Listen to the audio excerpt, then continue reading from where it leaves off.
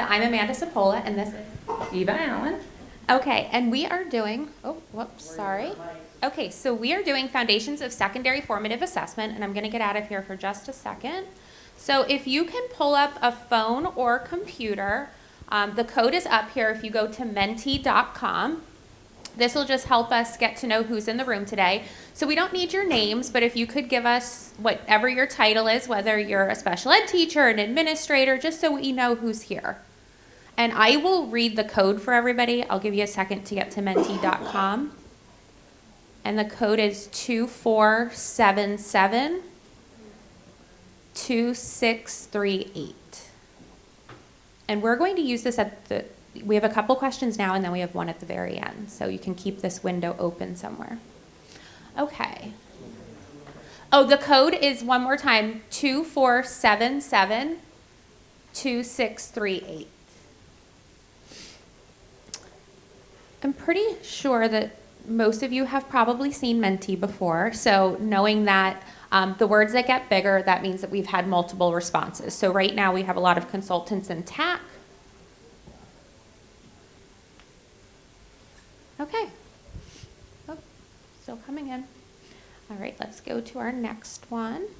So if you could, I know it is the end of the day and you have been an active learner, I'm sure, for many hours, but if you could just use 2 adjectives and describe yourself as a learner on this third day or second day of the conference. I've been here 3 days, but it's your second day. So second day of the conference at 3:15, how are you feeling as a learner?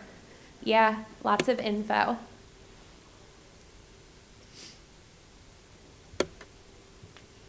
Anyway, we have people that are hopeful and motivated. Great.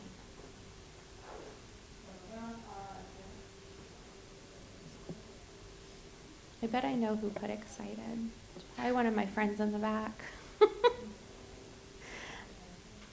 Okay. All right, and then one last question before we get into our content. What are you hoping to leave with today? So did you come for the history of formative assessment, or did you come to leave with strategies, or what are you looking to take away from this session today?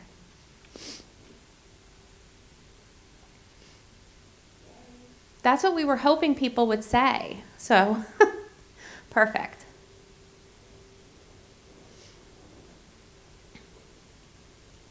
And if you didn't say strategies and you just said good company, that works too. That's us. Okay. All right. So we're going to go ahead now and jump back into our PowerPoint. Thank you all for participating in that. And let's see if we get our subtitles up and moving. Okay. So let's jump into our content. It is not working. Okay. So I'm going to hang over here. All right, so first off here, we have our learning agenda for today. So we're going to start out with the big picture of formative assessment, and then we're going to go into actual implementation of 2 assessment practices that you can use. So how this will work, Eva's going to go through peer and self-assessment, and after each of those, we're going to have 5 minutes to explore strategies. Same thing with questioning and discussion. We'll go through questioning and discussion, and then we'll have time to explore strategies. And these are all strategies that we think are very simplistic that can be taken back and implemented on Monday. Then we will, and throughout, like I said, we're going to be exploring those resources, and all of those resources are on the Padlet. So there are pink papers at the end of each row. Those papers do have a bit.ly to our Padlet. We're also going to have, right here, we have the QR for the Padlet. The Padlet does work left to right. So all the content that we're presenting is on that Padlet with resources, and it goes left to right.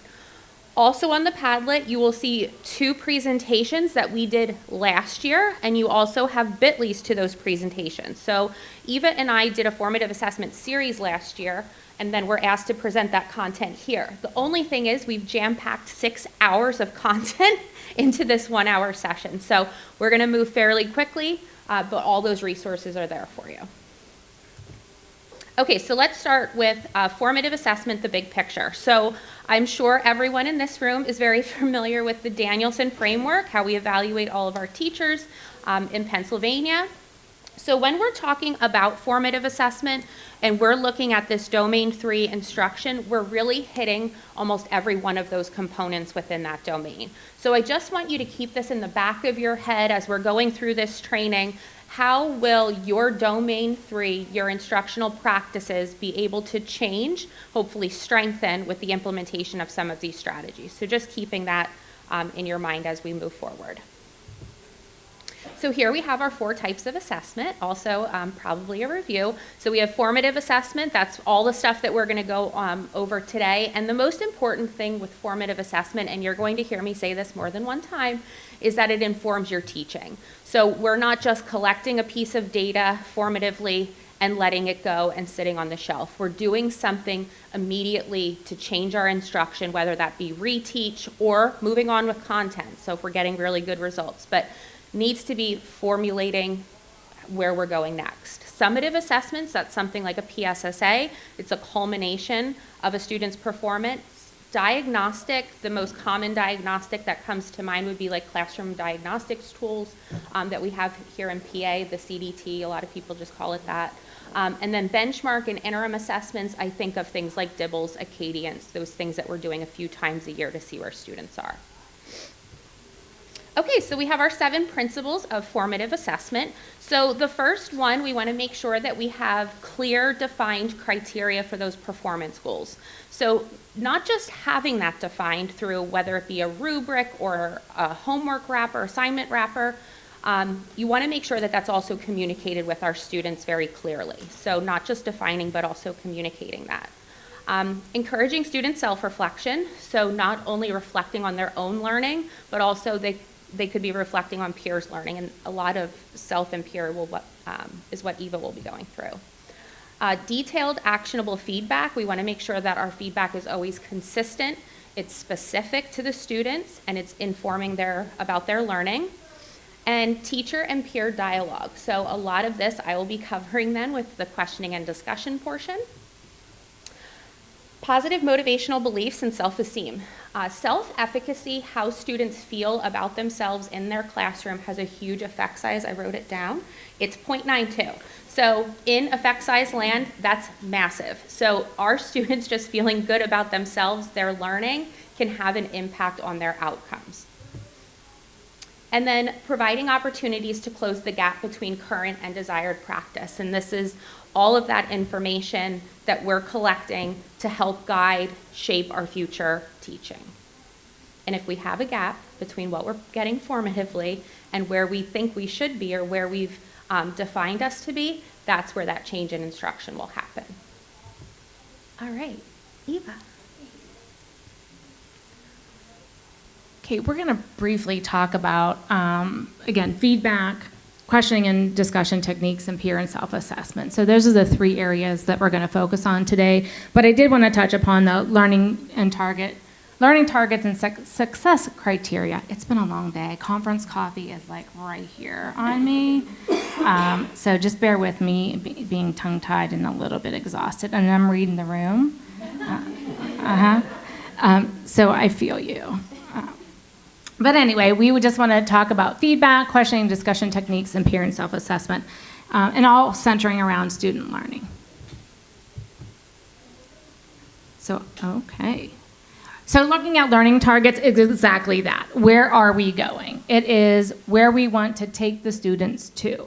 So you want to make sure that when you're providing that information to students, that they are brief statements. You are not going through War and Peace of everything that is going to be done. You are really going to focus on what the end result or the outcome is going to be, and that's how you measure your benchmarks. And again, it gives a common understanding of where students need to go. You ever have been given a project and you're like, hey, do this, but no direction on where to get there. So you want to make sure that you are doing justice to the lessons that you've planned by developing a common understanding that supports self-monitoring, that the students can ask themselves, how am I doing? This doesn't feel right. When do I go get feedback or seek help from an adult?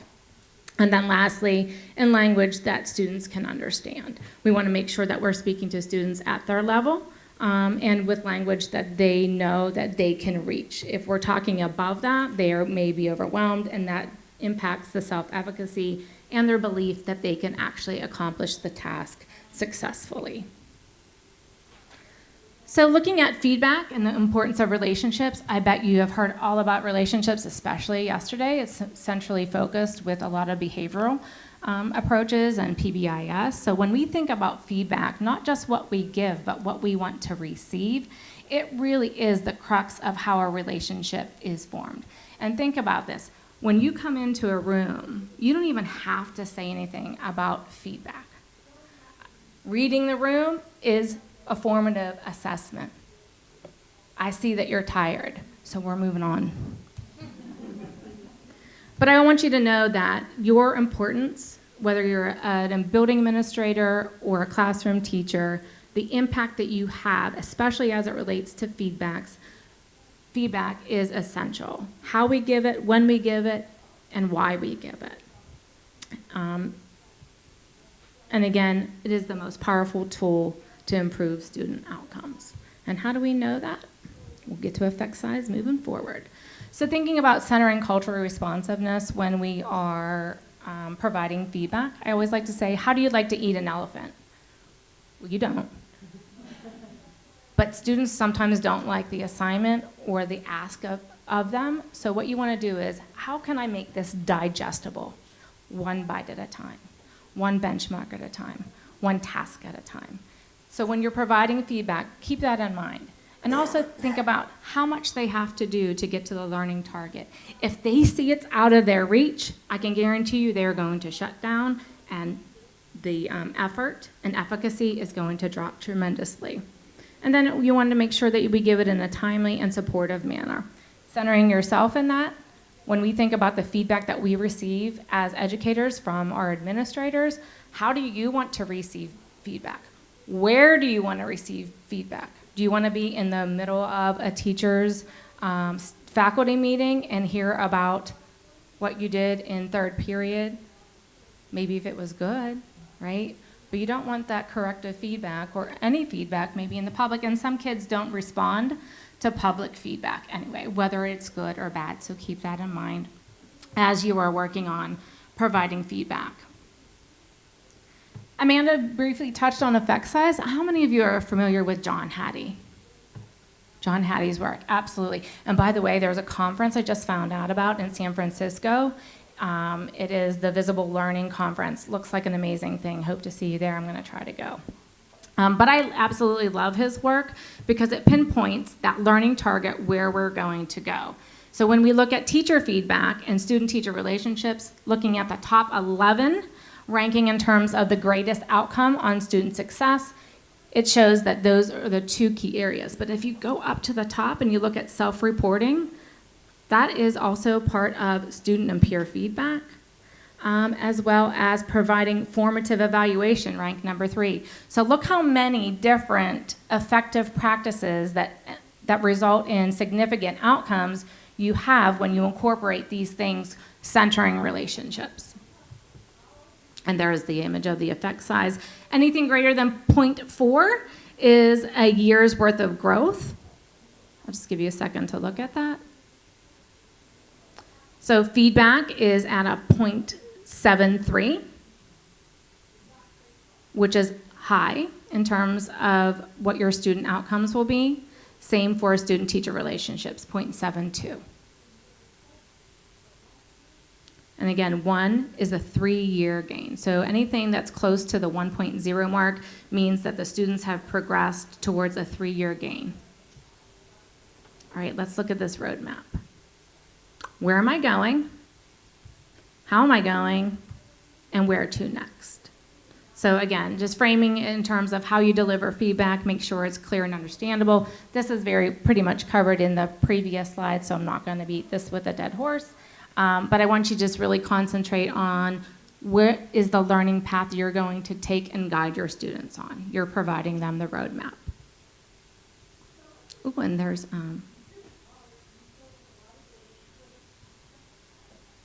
culturally responsive feedback. So when we're thinking about providing feedback to students, if you're familiar with Zaretta Hammond, she wrote an amazing book called Culturally Responsive Pedagogy and the Brain. She talks about the neuroscience of providing feedback and structuring your lessons.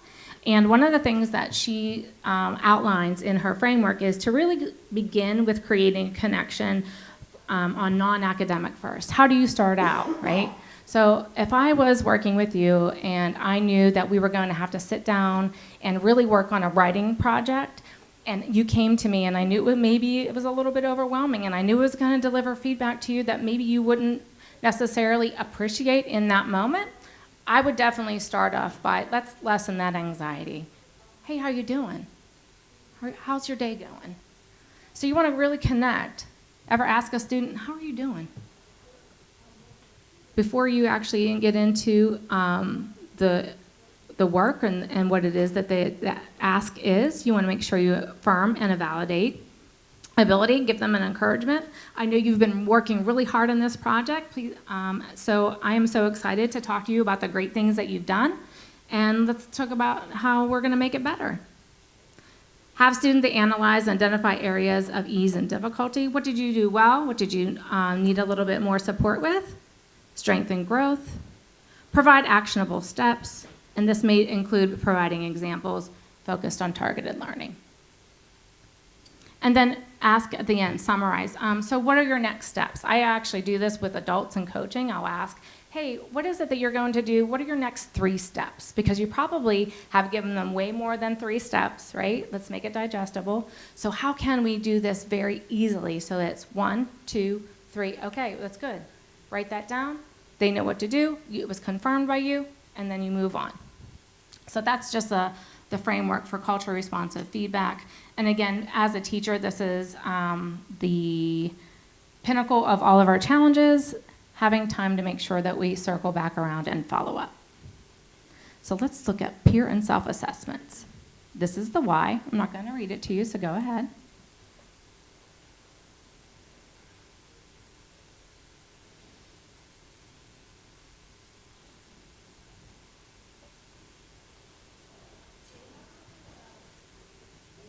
So to get started with it, so you have to actually teach what it is that you are expected. What is that learning target? So it's almost like you have to teach them what self-assessment is before you actually have them do the self-assessment. So you want to make sure that we explain what it is and why, show them the strategy, model it, practice it, acknowledge an accountability, and be consistent. So as you're going through the process, it's messy at first.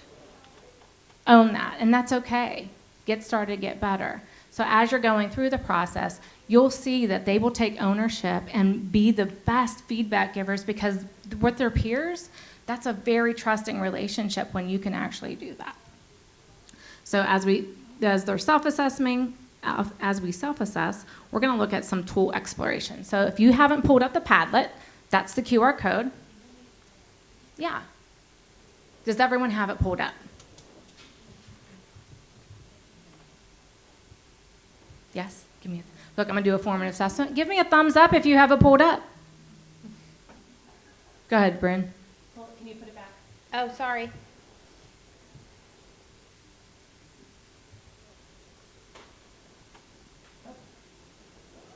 Oh, what happened there? We promise you we will not do it over again. You know what? Also, the pink paper has the bit.ly. Yep. So if you can't get it on your phone, try using it with the bit.ly. You good? Okay, great. Look, formative assessment, thumbs up. Look, this is yes. This is maybe. This is nope, didn't get it. All right, awesome. Like, I almost called you Melissa. I've been with Melissa a lot this week. So as Amanda said, this goes in order from left to right. We're going to give you about 5 minutes to explore the self-assessment category.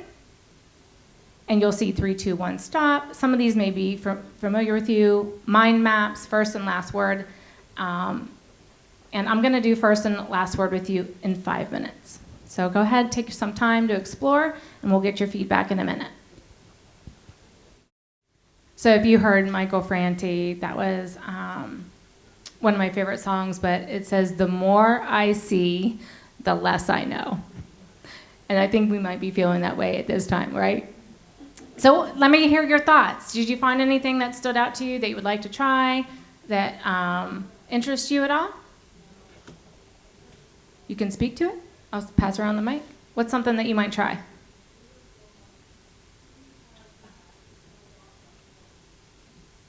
I saw your hand. I was going to tap, yeah.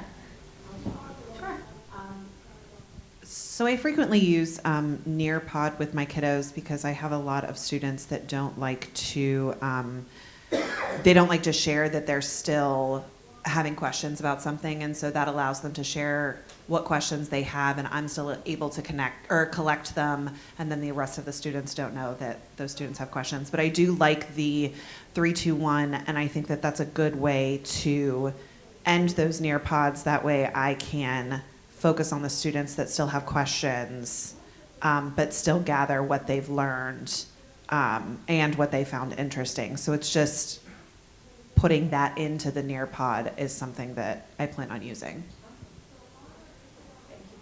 Thank you for sharing.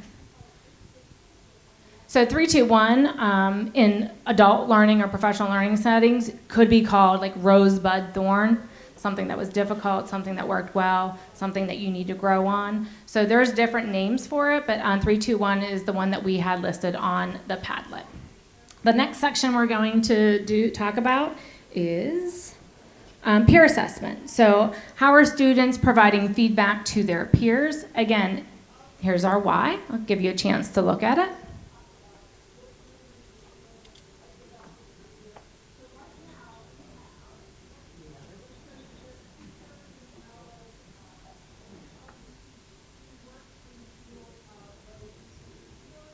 Are we good? Thumbs up? Awesome.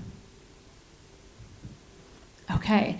So just like the self-assessment, we want to make sure that we are modeling what we expect of students, what to do versus what not to do.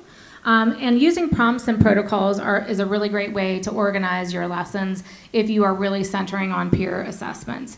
Making sure that we are analyzing, again, what's good feedback look like, what's it sound like, what's it feel like? And then also, what does maybe less than desirable feedback look like? So those non-examples that you want to make sure that you're calling out. And then again, provide feedback on feedback and is essential to practice. Yes? So one thing that I'll say, one of the things that we were talking kind of as an aside, I was going to say this the last time too, we were talking as an aside, peer assessment isn't just student peer assessment. That works, but if you're an admin, if you're a TAC, I think some of those other things, and I think this just recently happened because that's what we were talking about, we had a group of high school teachers go observe phonics implementation in the elementary school because we've got some interventions happening, and I think what the feedback was is how amazing some of the peer-to-peer feedback was. Like, here's what you could do, here's how you can move forward, here's how you can do it. So I think that lens of that, this is fantastic. This was something I saw that was really great. This is something that I can incorporate as well. Is a really good lens too.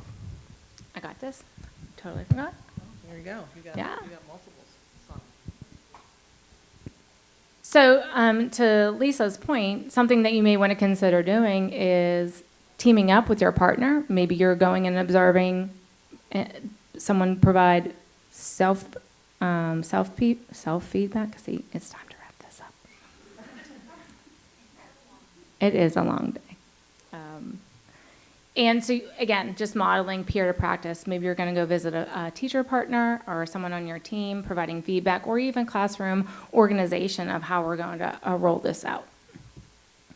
All right, and then here we go. We're going to give you a chance to dive into those tools and explorations on the Padlet. So if you already have it up, pull it up and take a look at the carousel gallery walk, commit and toss, 2 stars and a wish, rubrics, and chain notes. Rubrics is something that you're probably very familiar with, but the 2 stars and a wish is a really fun one, and so is the carousel gallery walk. So take a look at this. We'll 5 minutes. So these are good times. Let's hear about your takeaways from the Padlet. Oh, thank you. I'm coming.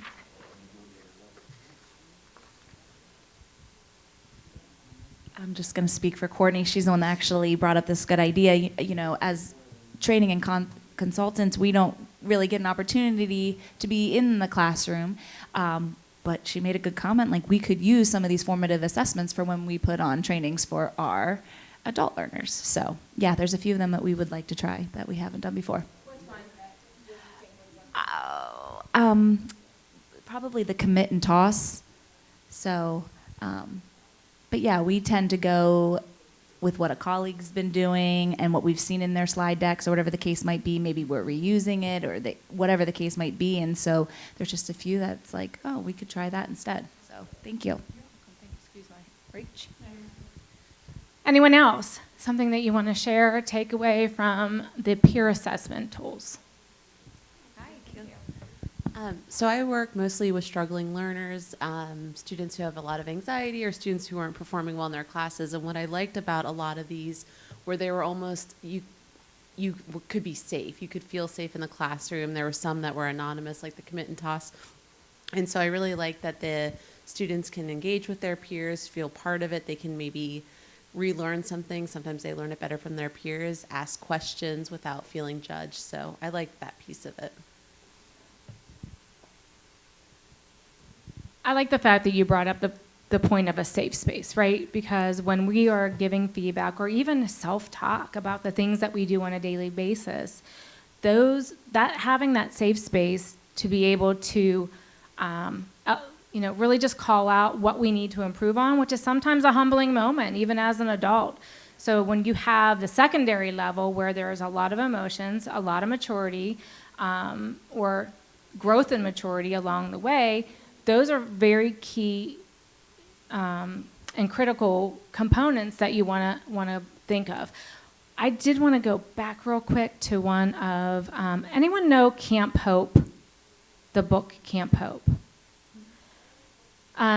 Just real quick, this is a first word, last word strategy that you can use within your classroom. Say you're introducing a topic or a book. This book is called Camp Hope, and it was actually about the Japanese internment camps. And when I did it with my 8th graders, I said, what do you think this book is about? Write down one word. And then we actually took it further the next year. We actually had them design a book cover. What does Camp Hope look like?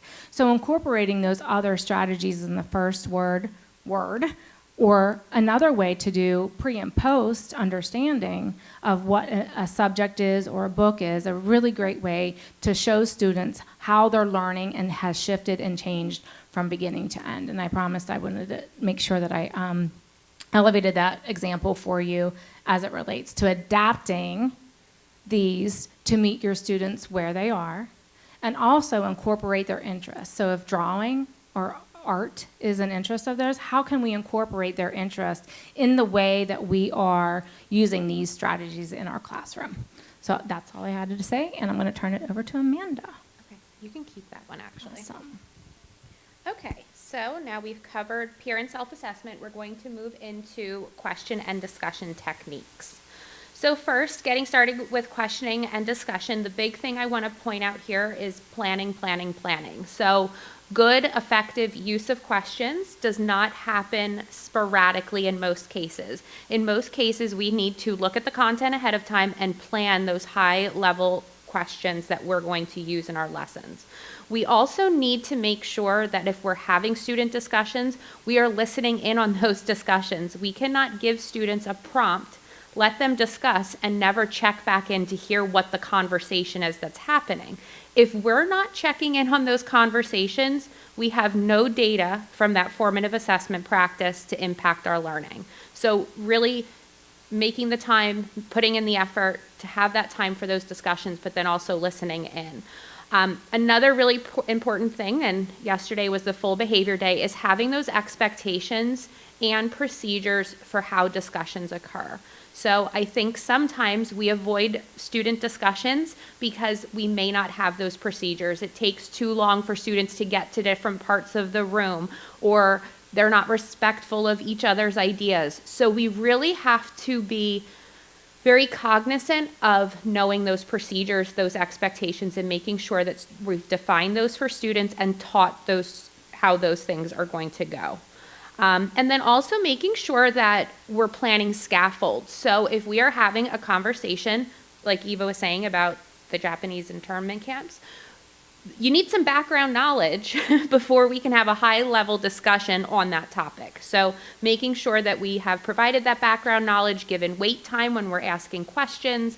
So thinking about what scaffolds your students might need and then how you're going to plan for those. I know I'm jumping all over here. And then also planning for multiple opportunities for student voice in your lesson and multiple opportunities for all students to respond. So making sure that all voices are heard and those voices are heard throughout the lesson. So why do we want to use these question and discussion techniques? I do just want you to take a moment to look over this, and I'm going to say it again. I told you I would. The last bullet is my favorite. It informs your teacher planning. So go ahead and take a moment.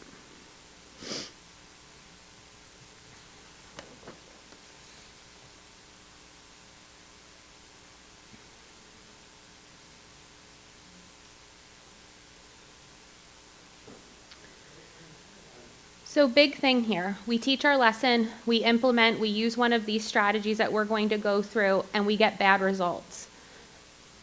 We all have bad days, right? So if the data is not good, we need to figure out where are we going next. So are we going to do small groups with a few students who may not have gotten it? But if the majority, we may need to look at reteaching that lesson or putting something in place like that. If we get good results, super, we can move on with our content, right? So just making sure that we're always using it to inform our planning. Two tools that you can use here, depth of knowledge, Webb's depth of knowledge, and then also Bloom's taxonomy. You're most likely familiar with these tools, but again, just pointing out here those key words on both of these tools, and those can be used to make sure that we're reaching all cognitive levels with our questions or with the prompts we're using for student discussions. So who knew that there were 10 types and functions of questions? Anybody? Okay, I didn't till around this time last year, so very exciting. I'm going to give you something totally new today. So in your packet, or I'm sorry, on the Padlet, you're going to see a chart that looks like this, and this goes through all 10 types and functions of questions, from essential question all the way down to reflective. It has the type of question, the instructional function, and then examples of those example questions, and they do have the examples that we've used are different content areas. So they're not all centered around science or ELA or math. There's a variety of good ones. So make sure to check this out on the Padlet. I'm not going to go through and define these because you have this great resource. And there is the citation on the bottom if you want more information, but you can pull that off on the Padlet under the questioning and discussion. So we knew this was coming up, and we're doing very good on time, so perfect. So we are going to go onto the Padlet for the last time, and we're going to look at all of those questioning and discussion tools and explore, and we're going to give you another 5 minutes, and then we'll ask some people to share out something that you could implement, hopefully when you get back in the classrooms. All right, thank you.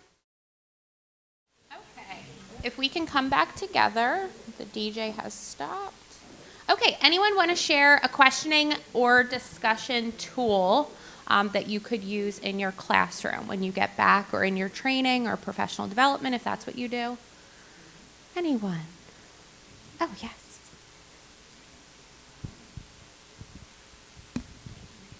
You're welcome. I was looking at the gallery walk, and I'm already taking notes to use it, and to the kids write a general question or a statement. And then I have characters in the book, so I would break it apart by characters. And then the next group comes, they disagree or agree, they add a general statement or question, and then they keep shifting. Then they go back to their original and see who agrees and disagrees with them, and it generates more discussion than me asking them to give me some character traits. Great. Thank you for sharing that, Meg. We appreciate that. Anyone else? Okay. Oh, yay, one more. I was going to say I'll let you go, it being the end of the day. But since you volunteered, I would love for you to share, Gabrielle. I'm sorry for being that person. But I really liked the driving question board because I work with gifted students, and a lot of times when we do have a discussion, I do get these random questions that do lead us down rabbit holes sometimes, but I think it would be good to put it on the board and really organize our thoughts and lead that discussion to a different level. I made it short. No, it was perfect. I love that. Thank you, Gabriella. Okay, so we have a couple minutes that we planned for Q&A. So does anyone have questions in terms of formative assessment, one of the strategies, anything? Okay, we'll be here for a couple minutes after if you would like to chat with us. So we're gonna go back to our Menti. So if you kept that window open, if you wouldn't mind going there. So hopefully you got lots of strategies. That's what most of you said that you wanted. So if you could just commit maybe to trying one of these strategies on Monday, which one of those strategies would you try to implement if you could? If you're at menti.com, I'm going to read the code. If you got logged out, it's 2477-2638. So one more time, that's 2477-2638.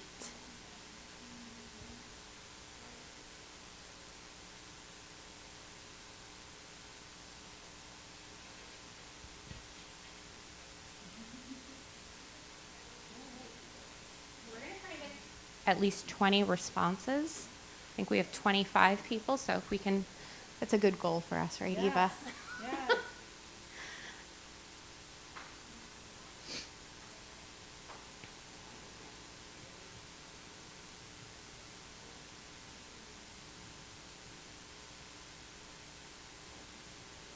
All right.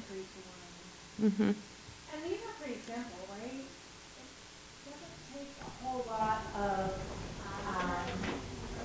reorganizing, right? These are quick, simple strategies that you can use to inform your instruction. We got to 20. I'm proud of us as a group on this day at 4 o'clock, right? And we stand behind you, and I'm not going to, the lobby, we'll say. Okay, here we go. We just want to thank you again for attending our session. Please feel free to take a pink paper. I have extras. I printed way too many. I think we were supposed to have over 100 people, and that's why we're in this huge room, but it's the last session of the day. So thank you again, Dr. Eva Allen, Dr. Amanda Cipolla, and we'll be here.